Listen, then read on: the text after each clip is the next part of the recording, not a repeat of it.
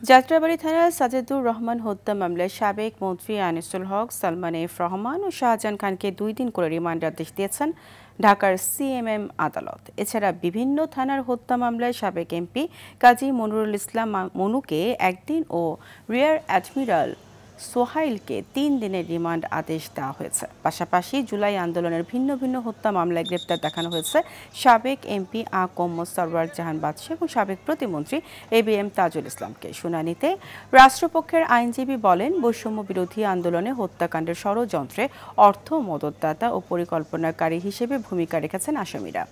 এছাড়া গণমাধ্যমে বিতর্কিত বক্তব্যের মাধ্যমে নেতাকর্মীদের উস্কে দেওয়ার অভিযোগও করেন তিনি। সাবেক অবৈধ আইনমন্ত্রী আনিসুল হক, সালমান এফ রহমান এবং শাহজাহান খান তার বিরুদ্ধে একটি হত্যা মামলায় রিমান্ড প্রার্থনা করা হয়। সেই মামলায় 5 দিনের রিমান্ড চাওয়া হয়।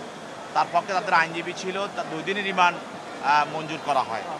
আরেকটি হত্যা মামলায় আপনারা জানেন যে রিয়ার অ্যাডমিরাল সোহেল, নৌবাহিনীর একজন অ্যাডমিরাল, তিনিও ফ্যাসিস্ট হাসিনার একজন অন্যতম সহযোগী, তার বিরুদ্ধেও রিমান্ড প্রার্থনা করা হয়।